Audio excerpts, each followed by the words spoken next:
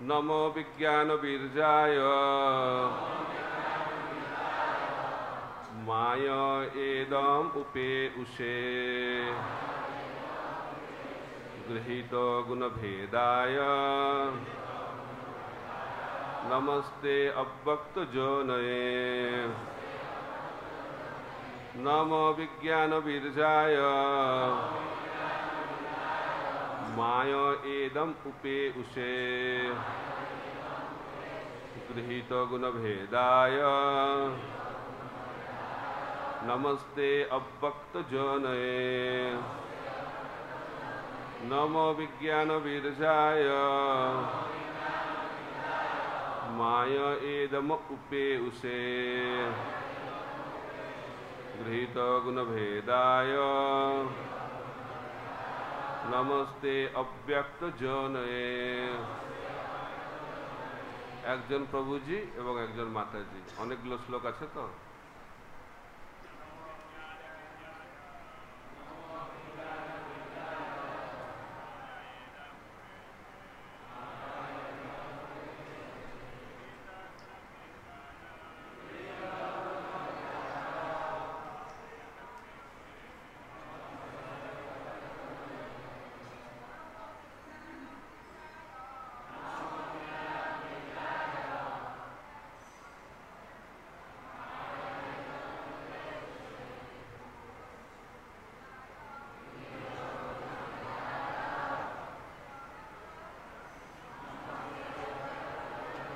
नमः सश्रद्धप्रणति विज्ञानवीर्याय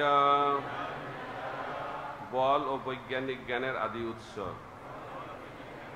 माया बहिरंगा शक्तिर द्वारा इदम ब्रह्मार এই দেহ উপে উষে प्राप्त হয়েছেন গৃহীত গ্রহণ করে गुणभेदाय पृथकीकृत रजगुण नमोहते आपनाके प्रणति निवेदन करी अव्यक्त अव्यक्त जनये उत्स। এই শ্লোকের অনুবাদ এবং তাৎপর্য শিল প্রভুপাদকৃত অনুবাদ। হে বল ও বৈজ্ঞানিক জ্ঞানের আদি উৎস, আপনাকে প্রণতি নিবেদন করি। আপনি পরমেশ্বর ভগবান থেকে পৃথকীকৃত রজগুণ স্বীকার করেছেন। বহিরাঙ্গা শক্তির সহায়তায় আপনি অব্যক্ত উৎস থেকে আবির্ভূত হয়েছেন। আপনাকে আমরা সর্বতভাবে প্রণতি নিবেদন করি। কে বলছেন? দেবতারা বলছেন। কাকে বলছেন? ব্রহ্মাকে। ব্রহ্মাকে দেবতাদের প্রার্থনা প্রস্তুতি। তাৎপর্য: উপলব্ধির সমস্ত বিভাগের জন্য বেদ হচ্ছে আদি বৈজ্ঞানিক জ্ঞান। পরমেশ্বর ভগবান বেদের এই জ্ঞান প্রথমে ব্রহ্মার হৃদয়ে প্রদান করেছিলেন। তাই ব্রহ্মা হচ্ছেন সমস্ত বৈজ্ঞানিক জ্ঞানের আদি উৎস। তিনি সরাসরিভাবে গর্ভদক্ষায় বিষ্ণুর চিন্ময় দেহ থেকে আবির্ভূত হয়েছিলেন। গর্ভদক্ষায় বিষ্ণুকে এই জড়জগতের কোনো জীব কখনো দর্শন করতে পারে না এবং তাই তিনি সর্বদাই অব্যক্ত থাকেন। এখানে উল্লেখ করা হয়েছে যে ব্রহ্মা অব্যক্ত থেকে আবির্ভূত হয়েছিলেন। তিনি জড় প্রকৃতির রজগুণের অবতার, যা হচ্ছে ভগবানের বহিরঙ্গা ভিন্না প্রকৃতি। আমরা শ্লোক 2 থেকে 4 অনুবাদ এবং তাৎপর্য, ছোট ছোট তাৎপর্য রয়েছে, সেটা আমরা পড়ব এখন। শ্লোক সংখ্যা 2। लोके तेना हता लोके लोकपाला हदौजसा नव्यद अन विश्व श्रीजे धान्तव्यति करं दिशाम। অনুবাদ: দিতির গর্ভের তেজের দ্বারা সমস্ত গ্রহে সূর্য ও চন্দ্রের প্রকাশ রুদ্ধ হয়েছিল এবং বিভিন্ন লোকের দেবতারা সেই তেজের দ্বারা বিচলিত হয়ে ব্রহ্মাণ্ডের স্রষ্টা ব্রহ্মাকে জিজ্ঞাসা করেছিলেন, সর্বদিকে এই অন্ধকারাচ্ছন্নতার কারণ কি? তাৎপর্য: শ্রীমদ্ ভাগবতের এই শ্লোকটি থেকে মনে হয় যে সূর্য ব্রহ্মাণ্ডের সমস্ত গ্রহের আলোকের উৎস। আধুনিক বৈজ্ঞানিক মতবাদ হচ্ছে যে প্রত্যেক ব্রহ্মাণ্ডে অনেক সূর্য রয়েছে, তাই শ্লোকে অনুমোদিত হয়নি। এখানে বোঝা যায় যে প্রত্যেক ব্রহ্মাণ্ডে কেবল একটি সূর্য রয়েছে যা সমস্ত গ্রহগুলিকে আলোক সরবরাহ করে। ভগবদ্গীতাতে উল্লেখ করা হয়েছে যে চন্দ্র একটি নক্ষত্র, বহু নক্ষত্র রয়েছে, এবং আমরা যখন রাত্রে সেইগুলিকে ঝলমল করতে দেখি তখন আমরা বুঝতে পারি যে তারাগুলি হচ্ছে আলোকের প্রতিফলক। চন্দ্র যেমন সূর্যের আলোক প্রতিফলিত করে, অন্যান্য গ্রহগুলিও সূর্যের আলোক প্রতিফলিত করে, এবং অন্য বহু গ্রহ রয়েছে যেগুলি আমরা খালি চোখে দেখতে পাই না। দিতির গর্ভস্থ পুত্রের আসরিক প্রভাব সারা বিশ্ব জুড়ে অন্ধকার বিস্তার করেছিল। শ্লোক 3। দেবা উচুহু তম এদৎ বিভবেত্থ সংবিঘ্না যদ্বয়ং বৃষম নহি অব্যক্তং ভগবত কালেনা স্পৃষ্ট বর্তমানঃ। অনুবাদ: ভাগ্যবান দেবতারা বললেন, হে মহান, এই অন্ধকার যা আমাদের উদ্বেগের কারণ হয়েছে তা আপনি দেখুন। আপনি এই অন্ধকারের কারণ জানেন। যেহেতু কালের প্রভাব আপনাকে স্পর্শ করতে পারে না, তাই আপনার কাছে কিছুই অজ্ঞাত নেই। তাৎপর্য: ব্রহ্মাকে এখানে বিভু ও ভগবান বলে সম্বোধন করা হয়েছে। তিনি হচ্ছেন জড়জগতের ভগবানের রজগুণের অবতার। পরমেশ্বর ভগবানের প্রতিনিধি বলে তিনি তার থেকে অভিন্ন, এবং তাই কালের প্রভাব তাকে স্পর্শ করতে পারে না। কালের প্রভাব যা অতীত, বর্তমান ও ভবিষ্যৎ রূপে প্রকাশিত হয় তা ব্রহ্মা ও অন্যান্য দেবতাদের মতো মহান ব্যক্তিদের স্পর্শ করতে পারে না। কখনো কখনো দেবতাদের এবং যে সমস্ত মহর্ষি এই প্রকার পূর্ণতা লাভ করেছেন তাদের বলা হয় ত্রিকাল অজ্ঞ। শ্লোক 4। দেবদেব জগদ্ধাত লোকনাথ শিখামনে পরেশাম অপরেশাম তম ভূতানাম ওসি ভাববিদ। অনুবাদ: হে দেবাদিদেব, হে বিশ্বের পালনকর্তা, হে অন্য লোকের দেবতাদের মুকুটমণি, আপনি চিৎ ও জড় উভয় জগতেরই সমস্ত জীবেদের অভিপ্রায় জানেন। তাৎপর্য: ব্রহ্মা যেহেতু পরমেশ্বর ভগবানের প্রায় সমকক্ষ, তাই এখানে তাকে দেবতাদের দেবতা বলে সম্বোধন করা হয়েছে। তিনি যেহেতু বিশ্বের গৌণ স্রষ্টা, তাই এখানে তাকে জগদ্ধাত বলে বর্ণনা করা হয়েছে। তিনি সমস্ত দেবতাদের প্রধান, এবং তাই এখানে তাকে লোকনাথ শিখামনে বলে বর্ণনা করা হয়েছে। চিন্ময় ও জড় উভয় জগতেই যা কিছু হচ্ছে তার পক্ষে জানা কঠিন নয়। তিনি প্রত্যেকের হৃদয় ও প্রত্যেকের অভিপ্রায় জানেন। তাই তাকে অনুরোধ করা হয়েছিল সেই ঘটনাকে ব্যাখ্যা করার জন্য, কেন দিতির গর্ভ সমগ্র বিশ্বজুড়ে এই প্রকার উৎকণ্ঠার কারণ হয়েছিল। মুখম করতি বাচালম পঙ্গুলঙ্ঘায়তে গিরিং যৎকৃপাতমহং বন্দে শ্রীগুরুং দীনতারিণম পরমানন্দ মাধবম শ্রীচৈতন্য ঈশ্বরম। হরে কৃষ্ণ। এই অধ্যায়ের নাম হচ্ছে ভগবত ধামের বর্ণনা।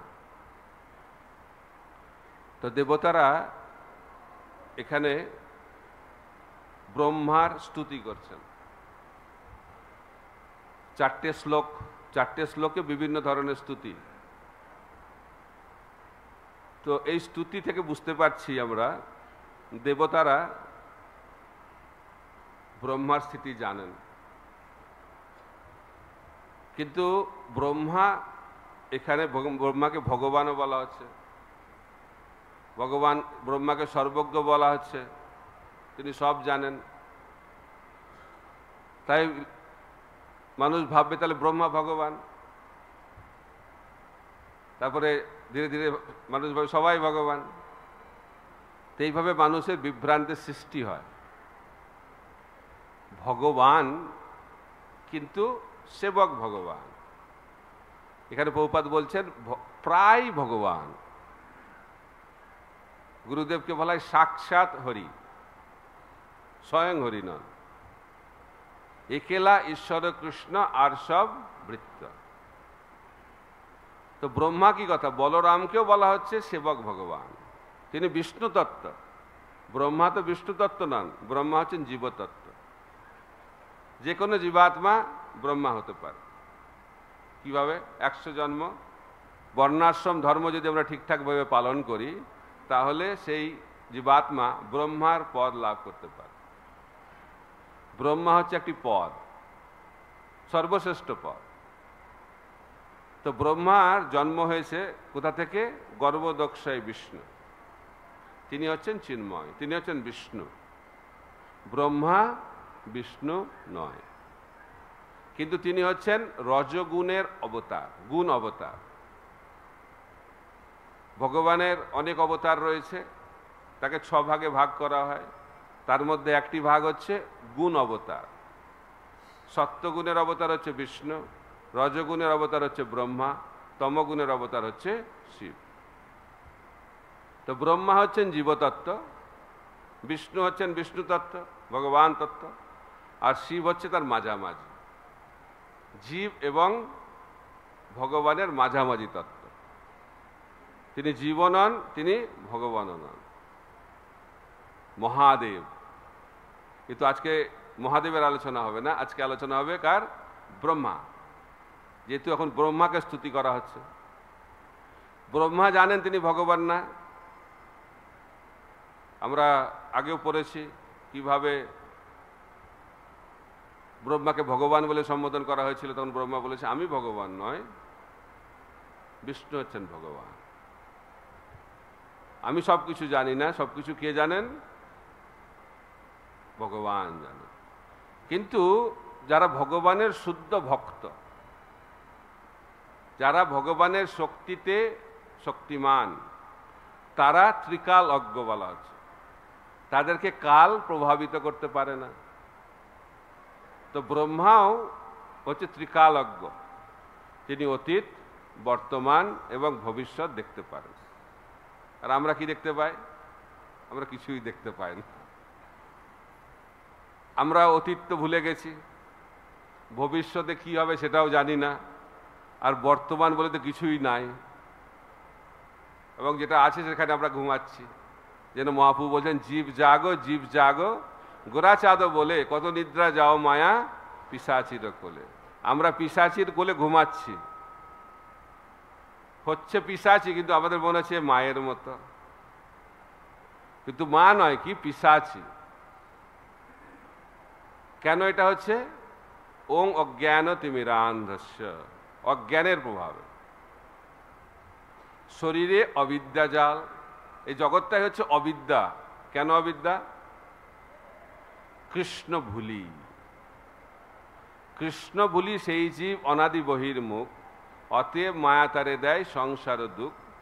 কৃষ্ণ বহির্মুখ হইয়া ভগবাঞ্ছা করে, নিকটস্থ মায়া তারে ঝাপটিয়া দেয়। মায়ার আলিঙ্গন পাওয়ার পন্থা খুব সহজ। কি হতে হবে? কৃষ্ণ বহির্মুখ। কৃষ্ণকে পেছনে রাখলেই সামনে মায়া এসে যাবে, চেষ্টা করতে হবে না, অটোমেটিক এসে যাবে সামনে। কিন্তু ভগবানকে সামনে আনা একটু কঠিন, কারণ আমরা হচ্ছি মায়াবদ্ধ জীব। মায়াবদ্ধ জীব স্বাভাবিকভাবেই কার প্রতি আকৃষ্ট হয়? ভোগের প্রতি আকৃষ্ট হয়। ধ্যায়তে বিষয়ান পুংস। তা আমরা মহামায়া খপ্পরে পড়ে গেছি। এখন কতদিন ধরে এই বাধায় পড়ে গেছি আমরা? অনাদিকাল। অনাদি কর্ম ফলে তারপরে পড়ি ভবার নবজলে, সমুদ্রে হাবুডুবু খাচ্ছি। কিসের সমুদ্র? ভব সমুদ্র। ভব সমুদ্র মানে কি? জন্ম মৃত্যু জরা ব্যাধির চক্র চলছে, চলছে, চলবে। কিন্তু কোনো ভাগ্যবান জীব, ব্রহ্মাণ্ড ভূমিতে কোনো ভাগ্যবান জীব গুরু কৃষ্ণ প্রসাদে পাই ভক্তিলতা বীজ। কেউ যদি ভক্তিলতা বীজ পেয়ে গেল, তাহলে আর চিন্তা নেই, সেই ব্যক্তি একদিন না একদিন এই ভবসাগর থেকে উত্তীর্ণ হয়ে যাবে। কিন্তু ব্রহ্মা জীবাত্মা হলেও তিনি হচ্ছেন অত্যন্ত উন্নত স্তরের জীবাত্মা। তিনি হচ্ছেন ত্রিকাল অজ্ঞ। তিনি দেখতে পাচ্ছেন ভগবানকে, তিনি দেখতে পাচ্ছেন ভগবত ধামকে। তাই তিনি সংকলন করলেন কি? ব্রহ্ম সংহিতা। চিন্তামণি প্রকর সদ্ম সুকল্প বৃক্ষ লক্ষাবৃতেষু সুরভীর অভিপালয়ন্তম লক্ষ্মী সহস্র শত সম্ভ্রম সেব্যমানম গোবিন্দম আদি পুরুষম তমহং ভজামি।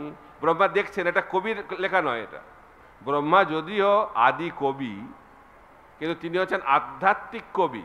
তিনি মানসিক জল্পনা কল্পনা করে লিখছেন না। উনি ভাবছেন ও আধ্যাত্মিক জগৎটা মনে হয় এরকম হবে, তাই লিখে দিই, এরকম করে লিখছেন না ব্রহ্মা। ব্রহ্ম সংহিতা তিনি কিভাবে লিখছেন? তিনি দেখতে পাচ্ছেন আধ্যাত্মিক জগৎকে এবং তিনি লিখছেন। এটাকে বলা হয় রিভিলড নলেজ ইংরেজিতে, দিব্য জ্ঞান প্রকাশিত হচ্ছে। যখন হৃদয় শুদ্ধ হয় তখন ভগবান প্রকাশিত হয় তার ইচ্ছাতে। সেই সেই ঈশ্বর তত্ত্ব বুঝিবারে পারে, ঈশ্বরের কৃপালে হয়েছে যাহারে। তো ব্রহ্মা অনেকদিন তপস্যা করেছেন, হাজার হাজার বছর তপস্যা করার পরে ব্রহ্মা বলছেন আমি একটা জিনিস উপলব্ধি করতে পেরেছি। কি উপলব্ধি করতে পেরেছি? আমার কখনো ভগবানকে উপলব্ধি করা সম্ভব নয়, এই উপলব্ধি হয়েছে। কিন্তু আমরা ভাবছি যে 16 মালা জপ করে আমি আজকেই ভগবানকে জেনে যাব, একদিনেই মনে হচ্ছে। আর এমন তীব্র জপ করছে, ভগবান তো সামনে আসার কথা দূরের কথা, ভগবান ভয়ে পালিয়ে যাবে। তাই ওই তীব্রতা, ওই বাহ্যিক তীব্রতা দিয়ে ভগবানকে পাওয়া যায় না। সেই তীব্রতা হৃদয় থেকে আসতে হবে, লোভ। হৃদয়ে যখন ভগবানকে পাওয়ার লোভ জাগরিত হবে তখন ভগবান প্রকাশিত হবে। তার পন্থাটা কি? অত শ্রীকৃষ্ণ নামাদি নভবেদ গ্রাহ্যম ইন্দ্রিয়ই সেবন মুখে জিভাদৌ স্বয়ং এব স্ফুরত্যতঃ। ভগবান হৃদয়ে স্ফুরিত হবেন কার? যার ইন্দ্রিয়গুলো, বিশেষ করে জিহ্বা আদি ইন্দ্রিয়গুলো যখন ভগবানের সেবায় নিয়োজিত হবে, সেবা করতে হবে। ভক্তি মানে সেবা, ভক্তি মানে মানসিক জল্পনা কল্পনা নয়। ও আমি ভক্তি করছি, আমি ধ্যান করছি, তাহলে হবে না। কারণ কলিযুগে ধ্যান করলে কি হবে? চোখটা একবার বন্ধ হলে আর খুলবে না। এটা হচ্ছে কলিযুগের ধ্যান। এই জন্য কলিযুগে কি করতে হবে? শ্রবণ কীর্তন, শ্রবণ কীর্তন করতে হবে। আর শ্রবণে আবার অসুবিধাটা হচ্ছে, শ্রবণেও ঘুম পায়। এবার মহাপ্রভু বলছেন হরিনাম সংকীর্তন। কলিযুগের ধর্ম কি? নাম সংকীর্তন। নাম জপ বলেনি, নাম সংকীর্তন। জপ, কীর্তন, তারপর হচ্ছে সংকীর্তন। তো সংকীর্তন মানে হচ্ছে নাম করতে হবে কিন্তু উচ্চস্বরে করতে হবে। আর সংকীর্তন মানে একসঙ্গে অনেক ভক্তদের সঙ্গে করতে হবে। যদি একা একা জপ করেন তো স্বাভাবিকভাবে ঘুম আসবে, আর ঘরে করলে তো আরো ঘুম পাবে। আর হাঁটতে হাঁটতে করলে সারা পৃথিবী দর্শন হবে, ভগবান তো দর্শন হবে না, সারা পৃথিবী দর্শন হবে। আর যদি একসঙ্গে বসে জপ করি তাহলে একটু ভালো জপ হওয়ার সম্ভাবনা থাকে। কিন্তু যদি উচ্চস্বরে কীর্তন করা হয় আর সেখানে নৃত্য করা হয় তাহলে ঘুম হবে না। তাই আমি উদাহরণ দিচ্ছিলাম যে কলিযুগটা হচ্ছে ঘুমানোর যুগ, খুব তাড়াতাড়ি ঘুম পায়। এখন অবশ্য এত চাপ, ঘুম পাচ্ছে না, ওষুধ খেয়েও ঘুমাচ্ছে না, কিন্তু স্বাভাবিকভাবে ঘুম পায়। যারা তমগুণ তাদের ঘুম পায়, আর রজগুণে আর ঘুম হবে না, এই দুই ধরনের লোক। আর সত্যগুণে মানে নিয়মিত জীবন, ঘুমাবে, জেগে থাকবে, সব রকম নিয়মিত ভাব। তো সেই কারণে বলা হচ্ছে যে জব করলে ঘুম হবে। যদি আমরা শুয়ে শুয়ে জব করি ঘুমটা আরো ভালো হবে। বসে জব করলে তাও ঘুম হচ্ছে। আর কিছু ভক্ত আছে দাঁড়িয়ে দাঁড়িয়েও ঘুমায়। আমি দেখেছি মঙ্গল আরতিতে রাধা মাধবের সামনে দাঁড়িয়ে দাঁড়িয়ে ঘুমাচ্ছে। বিশেষ প্রতিভা সম্পন্ন, বিশেষ যোগ্যতা প্রয়োজন রয়েছে। তারপরে আমাকে একজন ভক্ত উদাহরণ দিল যে মহারাজ অনেকে হেঁটে হেঁটেও ঘুমাতে পারে।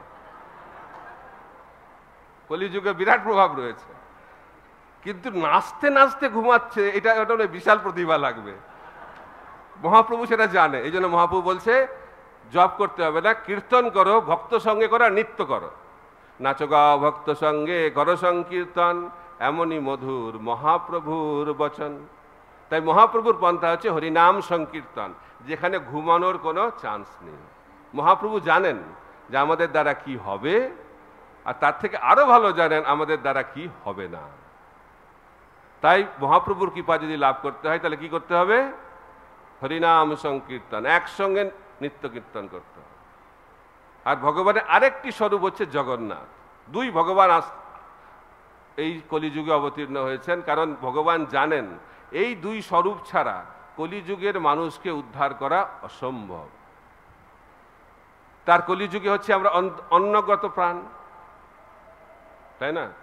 ভাগবতম ক্লাসে ঘুম আসবে, কিন্তু প্রসাদে ঘুম অসম্ভব ব্যাপার।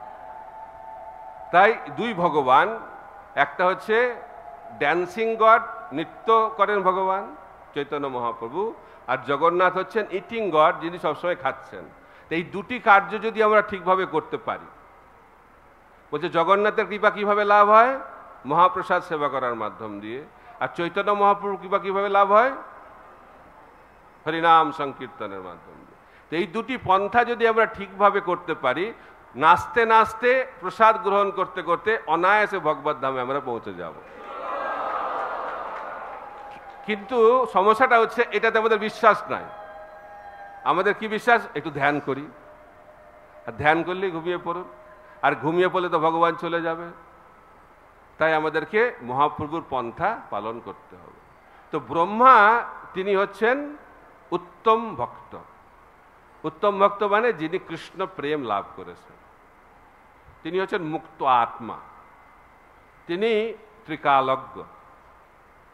কিন্তু সেই ব্রহ্মা যখন কৃষ্ণের লীলা দর্শন করছেন বৃন্দাবনে, তো ব্রহ্মা কৃষ্ণলীলায় কিরকম প্রভাব আর মহাপ্রভু লীলাতে কি প্রভাব সেটা আমরা একটু আলোচনা করব, কিন্তু দুটোই ভগবানের ইচ্ছাতে হচ্ছে। তো ব্রহ্মা দেখছেন কৃষ্ণ বাচ্চা ছেলে বৃন্দাবনে, তিনি অঘাসুরকে হত্যা করেছেন। বিশাল অজগর সাপ অসুর তাকে কি করে হত্যা করলো? এই বাচ্চা ছেলে দেখার জন্য সমস্ত ব্রহ্মা আদি সমস্ত দেবতারা এসে উপস্থিত হয়েছেন, স্তব স্তুতি করছে কৃষ্ণের। আর অঘাসুরকে মারার ফলে একটু লাঞ্চের সময়টা একটু দেরি হয়ে গেছে।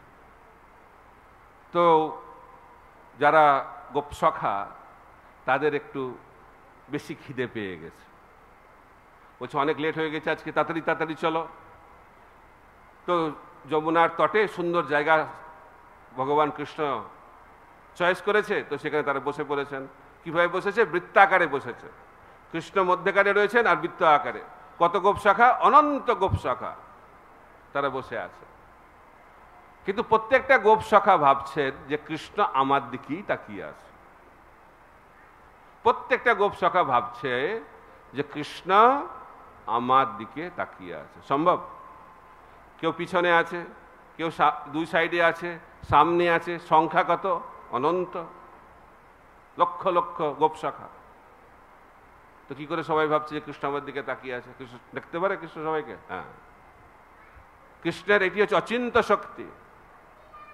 কৃষ্ণের অচিন্ত শক্তির প্রভাবে খালি চোখ দিয়ে ভগবান দেখতে পারেন না, চোখ দিয়ে সমস্ত ইন্দ্রিয় দিয়ে ভগবান দেখতে পারেন। এটা হচ্ছে ভগবানের অচিন্ত শক্তি। ভগবান চোখ দিয়ে ভোগ অফারিং, যেটা ভোগ নিবেদন করছে সেটা গ্রহণ করছেন। মুখ দিয়ে খেতে হয় না কৃষ্ণকে। যে কোনো ইন্দ্রিয় অন্য যে কোনো ইন্দ্রিয়ের কার্য করতে পারে। এটা হচ্ছে ভগবানের অচিন্ত শক্তি। তাই ভগবানের চারিদিকে ভক্তরা বসে আছে অনন্ত সংখ্যায়, কিন্তু তা সত্ত্বেও ভগবান সবার সঙ্গে ব্যক্তিগত আদান প্রদান করছে। এটা হচ্ছে আরেকটি ভগবান অচিন্ত শক্তি।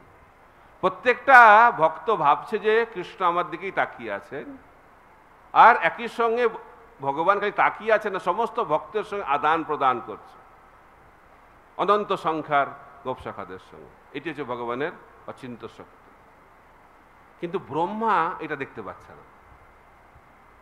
ব্রহ্মা দেখছে কি কৃষ্ণ খাওয়া দাওয়া করছে, খাচ্ছে, কারণ প্রতিদিন পিকনিক হয় আর অনেক আইটেম যায়, তারা তো নিজেরাও নিয়ে যায়, তারপরে আবার নন্দ মহারাজ অন্যান্য গোপশাখার আবার আলাদাভাবে পাঠিয়েও দেয়।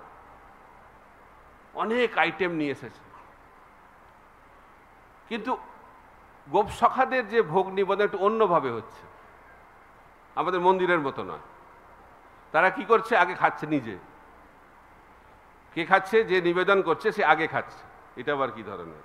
আমরা তো জানি যে ভগবানকে না দিয়ে খেলে অপরাধ, এর পুরো উল্টো হচ্ছে, উল্টো। তো খাচ্ছে, যদি যেটা খুব ভালো লাগছে তো মুখ থেকে বার করে সেটা কৃষ্ণকে দিচ্ছে। তো ব্রহ্মা ভাবছে এটা আবার কি ধরনের ভোগ নিবেদন, আমি তো লিখেছি ভোগ নিবেদনের কথা শাস্ত্রে, এরকম তো কখনো দেখিনি। বিভ্রান্ত হয়ে গেছে, মুহ্যন্তি যশূরায়, ব্রহ্মা বিবাহিত হয়ে গেছে। এবার ভোগ অফারিং চলছে, ভোগ অফারিং চলছে, তখন মধুমঙ্গল সেই সিনে এসে গেছে। তো মধুমঙ্গল বলছে যে আমি তো গরিব ব্রাহ্মণ, আমার তো অত পয়সা নেই, আমি এই জন্য কি নিয়ে এসেছি, ঘোল নিয়ে এসেছি, বাটার মিল্ক নিয়ে এসেছি, আর এটার কোয়ালিটিটা তো ভালো না, এটা তোমাদেরকে দেওয়া যাবে না, এটা আমিই পান করব। দিয়ে মধুমঙ্গল পুরো যে ঘোলটা মুখের মধ্যে ঢুকিয়ে দিয়েছে। আর সব তো একসঙ্গে ঢুকবে না পেটে, আর গালটা এরকম বড় হয়ে গেছে। আর কৃষ্ণ করেছে দুই গালে দুটো এরকম করে আঘাত করেছে, আর মধুমঙ্গলের মুখ থেকে যে ঘোলটা মধুমঙ্গলের মুখ থেকে কৃষ্ণের মুখে পৌঁছাচ্ছে, এইভাবে ভোগ নিবেদন হচ্ছে। এটা যখন দেখেছে ব্রহ্মা, তিনি 100% বিশ্বাস করে ফেলেছেন এ কখনো ভগবান হতে পারে না, এ কি করে ভগবান হবে, পূর্ণরূপে বিভ্রান্ত হয়ে গেছে।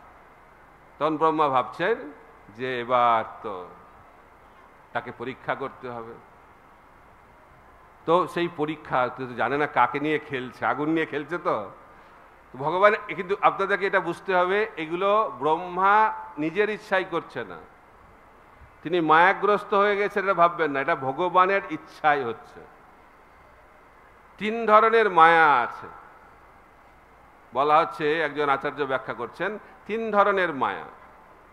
প্রথম হচ্ছে যে যারা ভগবানের বিমুখ, বিমুখ জনমোহিনী মায়া। তারপরে হচ্ছে স্বজনমোহিনী মায়া, আর 3 নম্বর হচ্ছে স্বমোহিনী মায়া। বিমুখ জনমোহিনী মায়া মানে বদ্ধ জীবকে যে মায়া মোহিত করে, সেটাকে বলা হয় বিমুখ জনমোহিনী মায়া।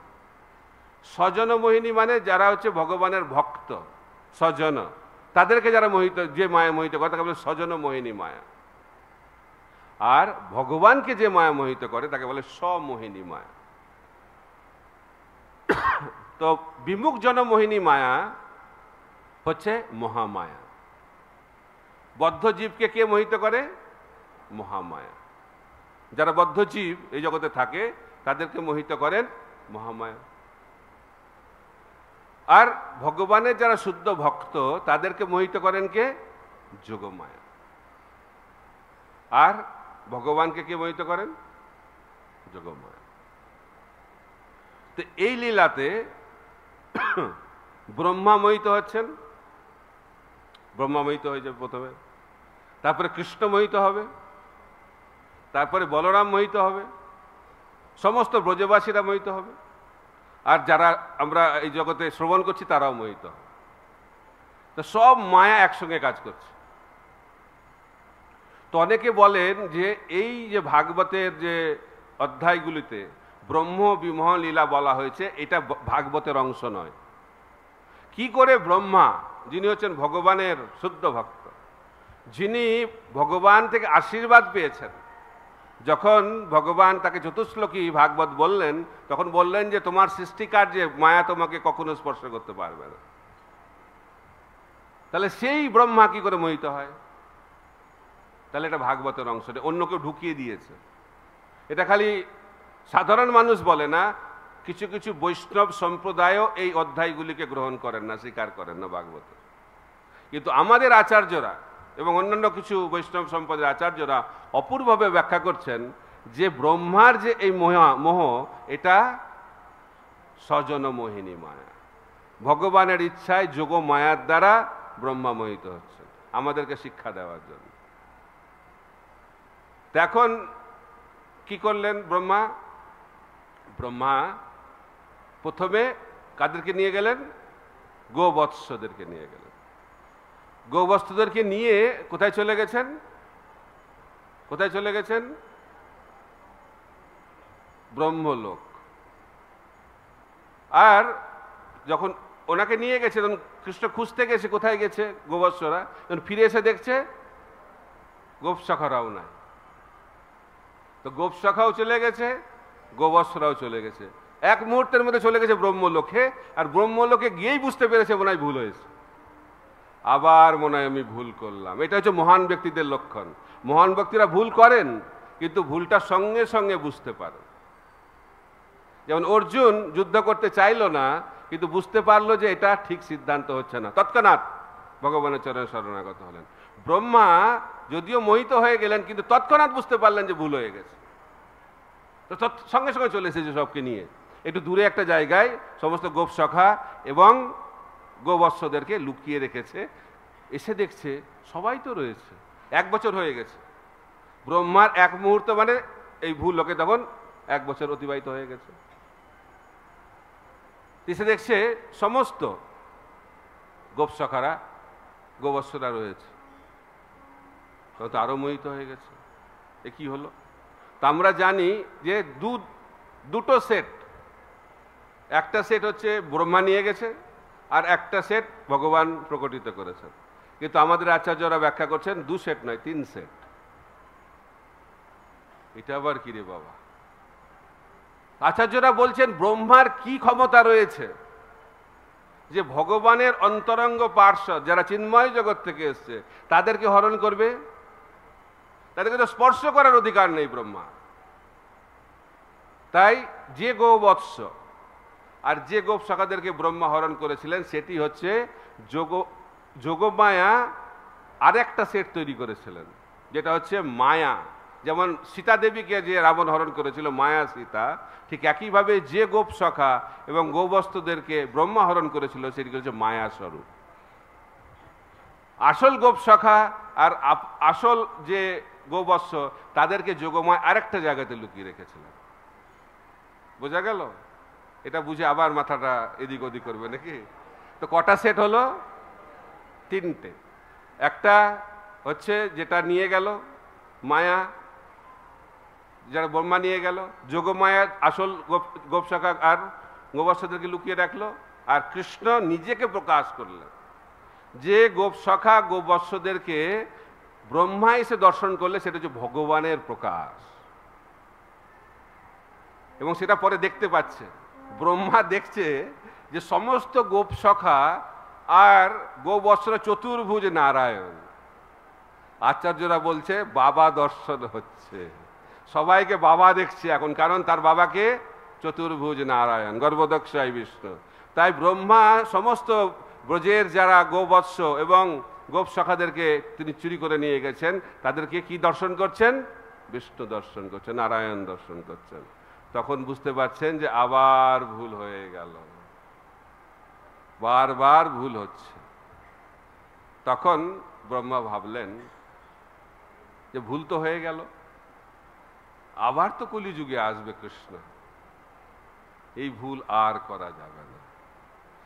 তো সেই ব্রজমণ্ডল থেকে তিনি চলে এলেন নবদ্বীপ মণ্ডলে। এসে গৌরাঙ্গ মহাপ্রভুর উপাসনা শুরু করলেন ব্রহ্মা। অন্তর্দ্বীপ, অন্তর্দ্বীপ মানে যেখানে অন্তর মানে হৃদয় প্রকাশিত হয়েছিল। তো গৌরাঙ্গের উপাসনা করছেন, গৌরাঙ্গের নাম জপ করছেন, খুব তীব্রভাবে ভজন করছেন। গৌরাঙ্গ মহাপ্রভু আবির্ভূত হয়ে গেলেন কার সামনে? ব্রহ্মার সামনে। তো ব্রহ্মা বললেন ভগবানকে, যেহেতু আমি উচ্চ পদ লাভ করেছি সেই জন্য বারবার আপনাকে চিনতে ভুল হচ্ছে আর অপরাধ হচ্ছে, এবং আপনি আমাকে আপনার লীলায় প্রবেশ করতে দিচ্ছেন না, আর অপরাধ হয়ে যাচ্ছে। আমি সেই উচ্চ পদের জন্য আমার এটা হচ্ছে, সেই কারণে আপনি যে কলিযুগে অবতীর্ণ হবেন, আমি যেন কোনো উচ্চকুলে জন্মগ্রহণ না করি। আপনি আমাকে এমন একটি জন্ম দিন যাতে আমি সবসময় বিনম্র থাকতে পারি। তখন গৌরাঙ্গ মহাপ্রভু বলেন, তথাস্তু, তোমার যবনকুলে জন্ম হবে এবং তোমার নাম হবে হরিদাস, এবং তুমি ভগবানের নাম কতটা নাম করবে? তুমি 3 লক্ষ নাম করবে প্রতিদিন, এবং সেই কারণে তোমার একটি পদবী লাভ হবে। সেই পদবীটি হচ্ছে হরিদাস ঠাকুর নামাচার্য, নামাচার্য হরিদাস ঠাকুর। তাই ব্রহ্মা এই জগতের এই জড় ব্রহ্মাণ্ডের সর্বশ্রেষ্ঠ পদকে ত্যাগ করলেন এবং তার ফলে তিনি কি পদ পেলেন? মহাপ্রভুর সংকীর্তন আন্দোলনের সর্বশ্রেষ্ঠ পদ লাভ করলেন, সেটা হচ্ছে নামাচার্য। তাই যদি আমরা ভগবানের সর্বশ্রেষ্ঠ পদ লাভ করতে চাই তাহলে আমাদেরকে এই জগতের পদ ছাড়তে হবে।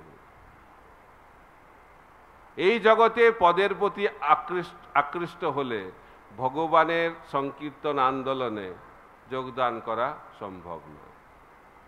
মহাপ্রভু এই জন্য বলছেন, তৃণাদপি শুনিচেন তরোরপি সহিষ্ণুনা অমানিনা মানদেন কীর্তনীয় সদাহরি। এবং তিনি এই জিনিসটা শেখাচ্ছেন কার মাধ্যম দিয়ে? ব্রহ্মার মাধ্যম দিয়ে। আমরা এই জগতে পদ পেতে চাই, এই জগতে সর্বশ্রেষ্ঠ পদটা কি? ব্রহ্মা। ব্রহ্মা থেকে বড় পদ নেই, তাই না? তো ব্রহ্মা একবার কি করেছে? কৃষ্ণের সঙ্গে দেখা করতে গেছে, কৃষ্ণের সঙ্গে দেখা করতে গেছে। তো গেছে, তো সিকিউরিটি গার্ড আটকে দিয়েছে, মানে ভিআইপি পাসটা মনে ছিল না, আটকে দিয়েছে। বলছে আপনি কে? বলছে আমি ব্রহ্মা। তো বলছে প্রভুকে গিয়ে জিজ্ঞেস করতে হবে, ভগবানকে গিয়ে জিজ্ঞেস করতে হবে। তো ব্রহ্মা খুব আত্মসময়, আমাকে আটকে দিল। এই জন্য কেউ আটকালে দুঃখ পাবেন না, ব্রহ্মাকেও আটকে দেওয়া হয়েছিল। অনেকে খুব দেখে যায়, ও আমি জানেন আমি কত সিনিয়র ভক্ত, আমি কত এই অমুক তমুক, আমাকে আটকে দিচ্ছেন, সিকিউরিটিকে গালি গালাজ করে, এটা ভালো নয়। ব্রহ্মা সহ্য করে বসে থাকলেন। গিয়ে খবর দিয়েছে ব্রহ্মা, তো জিজ্ঞেস করছে, কৃষ্ণ জিজ্ঞেস করছে এটা কোন ব্রহ্মা? এসে জিজ্ঞেস করছে আপনি কোন ব্রহ্মা? অবাক হয়ে গেছে, কোন ব্রহ্মা? তো এখন যদি কোনো মন্দিরের প্রেসিডেন্ট বা কোনো দেশের প্রেসিডেন্ট, তাকে জিজ্ঞেস করা হয় আপনি কোন প্রেসিডেন্ট? একটাই তো প্রেসিডেন্ট হয়। তখন বলছে আমি তো একটাই ব্রহ্মা, আমি তো জানি না আর কোন ব্রহ্মা। তো কৃষ্ণ জিজ্ঞেস ক মাথা? বলে 4 মাথা। বলছে ডাকো। তো ডেকে নিয়ে এসছে। তো ভেতরে যখন ঢুকেছে তখন ব্রহ্মা দেখছে ভগবানের ইচ্ছায় যে ব্রহ্মাদেরকে নিয়ে একটা মিটিং হচ্ছে, ব্রহ্মা কনফারেন্স। সেখানে 8 মাথা ব্রহ্মা, 16 মাথা ব্রহ্মা, 32 মাথা ব্রহ্মা, 64 মাথা ব্রহ্মা, 1000 মাথা ব্রহ্মা, 10,000 মাথা ব্রহ্মা। ব্রহ্মা অবাক হয়ে দেখছি, এবার কি রে বাবা, আমি তো জানতাম ব্রহ্মা 4 মাথা হয়। তো 4 মাথা ব্রহ্মার আস্তে আস্তে দৈন্যতা তৈরি হলো। তা আমাদের অহংকার কেন হয়? যখন আমরা মহান ব্যক্তিকে জানি না তখন মনে হয় আমি মহান। তাই ভগবান তার লীলার মাধ্যম দিয়ে প্রকাশ করছেন কিভাবে ভক্তদেরকে তিনি বিনম্র করেন। কারণ ভগবান ভক্তদেরকে খুব ভালোবাসেন। সব থেকে প্রিয় হচ্ছে ভগবানের ভক্তরা। কোন ভক্তরা? নিষ্কাম ভক্ত। কিন্তু সকাম হলেও প্রিয়, কিন্তু সকামকে ভগবান চাই তাদেরকে নিষ্কাম করার জন্য। কিন্তু কৃষ্ণ ভক্ত মানে হচ্ছে নিষ্কাম। কৃষ্ণ ভক্ত নিষ্কাম, অতএব শান্ত, ভুক্তি মুক্তি সিদ্ধিকামী, সকলেই অশান্ত। আমরা এই জগতে সব অশান্ত কেন? আমাদের বাসনা রয়েছে, কারো কম কারো বেশি।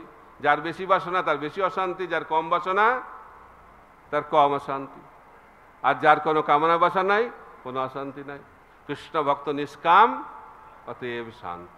অনেকে বলে মহারাজ কি করে শান্তি পাওয়া যাবে? তো বাংলায় একটা প্রবাদ আছে, শান্তি কোথায় পাওয়া যায়? শ্মশানে পাওয়া যায়। সুখ কোথায় পাওয়া যায়? স্বপ্নে পাওয়া যায়। সুখ স্বপ্নে আর শান্তি শ্মশানে। ওখানে গেলেও পাওয়া যাবে না।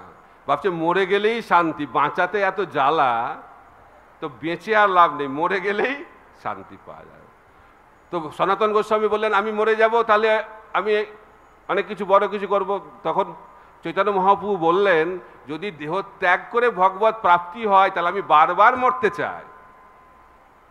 মৃত্যু বরণ করে ভগবত ধামে যাওয়া যায় না, মৃত্যু বরণ করে শান্তি পাওয়া যায় না। কারণ যার মৃত্যু হয়েছে তার কি হবে?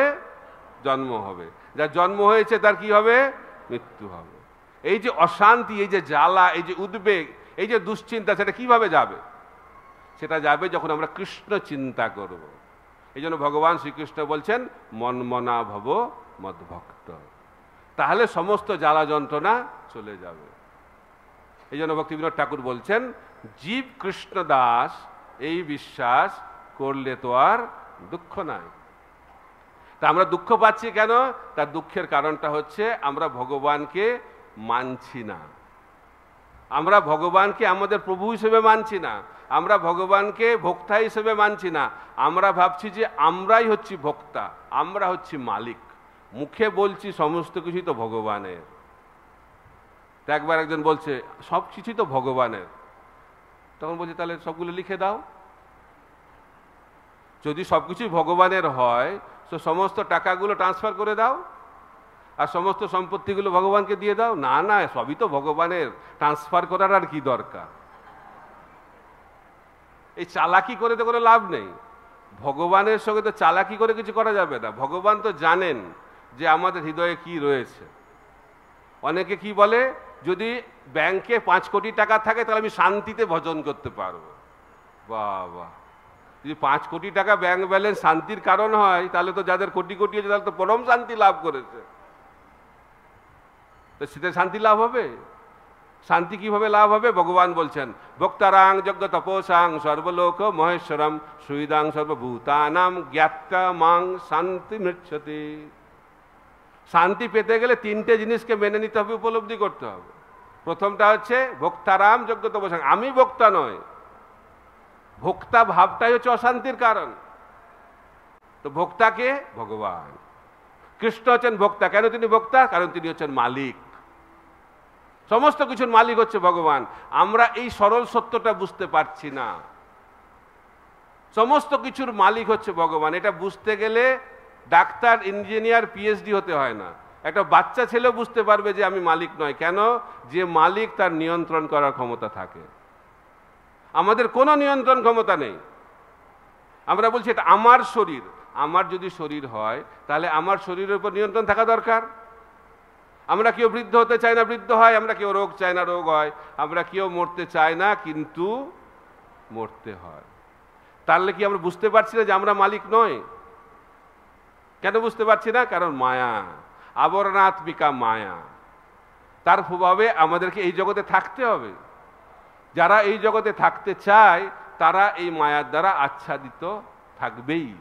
সেই কারণে ভগবান বলছেন, জীব জাগো, জীব জাগো, গোরা চাঁদ বলে, কত নিদ্রা যাও মায়া পিশাচির করে। তাই মায়া পিশাচিকে ছাড়তে হবে আর ভগবানের চরণে আত্মসমর্পণ করতে হবে। সর্বধর্মান পরিত্যাজ্য মামেকং শরণং ব্রজ অহং ত্বং সর্ব পাপেভ্য মোক্ষয়িষ্যামি মা শুচঃ। তাই যদি আমাদের দুশ্চিন্তা থেকে মুক্ত হতে হয় তাহলে ভগবানের চরণে আত্মনিবেদন করতে হবে।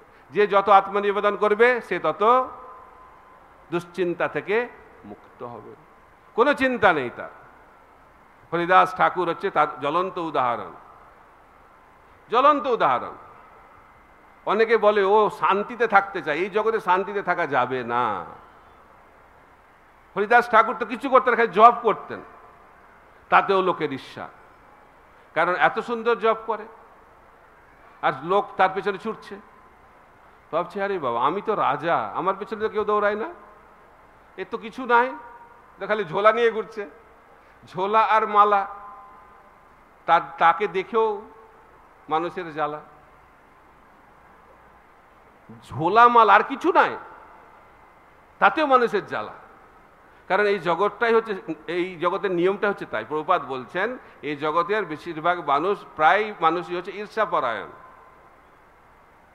আমরা অন্যের ভালো দেখতে পারি না। তো হরিদাস ঠাকুর খালি জপ করে। আর যে ভগবানের শুদ্ধ ভক্ত হয় তার প্রতি মানুষ স্বাভাবিকভাবে আকৃষ্ট হয়, কারণ ভগবান হচ্ছেন সর্বাকর্ষক। সেই কারণে যারা ভগবানের শুদ্ধ ভক্ত হয় তার মধ্যে ভগবানের সেই গুণাবলী প্রকাশিত হয়। যস্যাস্তি ভক্তির ভগবতী কঞ্চন সর্বই গুণস্তত্র সমাসুতে সুরা হরব ভক্তস্য কুত মহৎ গুণা মনের রথন সতী ধাবত বহি। বলা হচ্ছে যারা অকিঞ্চন ভক্ত তাদের মধ্যে দেবতাদের সমস্ত গুণাবলী প্রকাশিত হয়। খালি দেবতাদের নয়, দেবতাদের যে গুণাবলীগুলো নাই সেই গুণাবলীও প্রকাশিত হয়। দেবতাদের গুণাবলীকে একত্রিত করলে তার থেকেও বেশি গুণাবলীতে বিভূষিত হচ্ছেন যারা ভগবানের নিষ্কাম শুদ্ধ ভক্ত। তাই হরিদাস ঠাকুরকে বলছে তোমাকে নাম জপ বন্ধ করতে হবে। হরিদাস ঠাকুরকে জেলে ঢুকিয়ে দিয়েছে।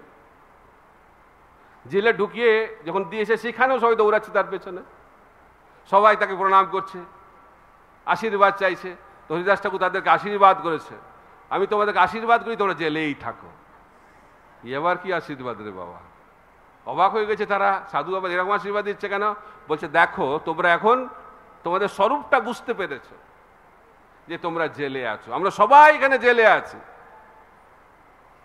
কিন্তু আমরা ভাবছি আমরা স্বাধীন, আমরা মায়াগ্রস্ত, কিন্তু তোমরা জেলে থাকাতে বুঝতে পারছো তোমরা জেলে আছো। এইটাই হচ্ছে ভগবত ভজনের প্রথম জ্ঞান, যে আমরা বদ্ধ অবস্থায় আছি, আমরা জেলে আছি, সংসার কারাগারের মধ্যে রয়েছি, জন্ম মৃত্যু জরা ব্যাধি চক্রে রয়েছি, সত্যগুণ তমগুণ রজগুণের শিকলে বাঁধা পড়ে আছি আমরা, কিন্তু আমরা ভাবছি আমরা স্বাধীন। সেই কারণে হরিদাস ঠাকুর বলে তুমি জেলে থাকো। হরিদাস ঠাকুরকে মারছে, কিচ্ছু হচ্ছে না। কেন হচ্ছে না? কারণ মহাপ্রভু তাকে সরাসরি সুরক্ষা প্রদান করছেন। সুদর্শন চক্র চলে গেছে হরিদাস ঠাকুরকে রক্ষা করার জন্য। তো যারা ভগবানের শুদ্ধ ভক্ত তাদেরকে সুরক্ষা দেওয়ার জন্য সুদর্শন চক্র ঘোরাঘুরি করে, সিকিউরিটি গার্ড নয়। যারা ভগবানের শুদ্ধ ভক্ত তাদেরকে ভগবান কার মাধ্যম দিয়ে সুরক্ষা দেন? সুদর্শনের মাধ্যম দিয়ে। কিন্তু হরিদাস ঠাকুরকে সুদর্শন নয়, স্বয়ং চৈতন্য মহাপ্রভু সুরক্ষা দেন। কারণ সুদর্শন চক্র ফিরে চলে এসেছে। মহাপ্রভু আরে তোমাকে পাঠালাম তাকে সুরক্ষা দেওয়ার জন্য আর ওদেরকে হত্যা করার জন্য। বলছি মহাপ্রভু আমি কি করব? আপনার কথাই শুনতে হলো। আমার কথা? আমি তো বললাম তাদেরকে হত্যা করার জন্য, তুমি তো তাদেরকে কিছু না করে চলে এলে। বলছে প্রভু মহাপ্রভু আমি কি করব? আপনি তো বলেছেন আপনার থেকে আপনার ভক্ত শ্রেষ্ঠ, আপনি বলছেন ওদেরকে হত্যা করার জন্য, কিন্তু হরিদাস বলছে তাদেরকে ক্ষমা করে দাও। আমি ফিরে চলে এলাম। ভগবান বলছে ঠিকই বলছে, এখন তো কিছু করার নাই। ভগবান কি করলেন? চৈতন্য মহাপ্রভু স্বয়ং হরিদাস ঠাকুরের কাছে পৌঁছে গেলেন, এবং হরিদাস ঠাকুরের যে বেত্রাঘাত হচ্ছে স্বয়ং চৈতন্য মহাপ্রভু সেই বেত্রাঘাত গ্রহণ করছেন। এবং মহাপ্রভু শিবাসঙ্গনে বলছেন, হরিদাস তুমি এটা বিশ্বাস করো যে তোমার বেত্রাঘাত আমি গ্রহণ করেছিলাম? চাদর খুলে দেখাচ্ছে লাল লাল দাগ, সেটা দেখে হরিদাস ঠাকুর সেখানেই মূর্ছিত হলেন। এইভাবে মহাপ্রভু দেখাচ্ছেন যে তিনি খালি বলে যাননি ভগবদ গীতাতে নমে ভক্তা প্রণশ্যতি, তিনি সাক্ষাৎ ভক্তদেরকে সুরক্ষা করে দেখাচ্ছেন। তাই সেই বিশ্বাস যখন আসবে, অবশ্য রক্ষিবে কৃষ্ণ বিশ্বাস ও পালন, তখন আমরা উন্নত ভক্তে পরিণত হতে পারব। যত শরণাগতি তত আমরা ভক্তি জীবনে উন্নতি লাভ করব। অবশ্য রক্ষিবে কৃষ্ণ বিশ্বাস ও পালন, এই শিক্ষা আমাদেরকে গ্রহণ করতে হবে এবং আস্তে আস্তে উপলব্ধি করতে হবে, এবং এই উপলব্ধি যখন পূর্ণতা প্রাপ্ত হবে তখন আমরা ব্রহ্মার মতো, হরিদাস ঠাকুরের মতো শ্রীকাল অজ্ঞ ভক্ততে পরিণত হতে পারবো, এবং সেটাই হচ্ছে ভগবত ধামে যাওয়ার একমাত্র যোগ্যতা। হরে কৃষ্ণ কৃষ্ণ কৃষ্ণ হরে হরে, হরে রাম রাম রাম হরে হরে।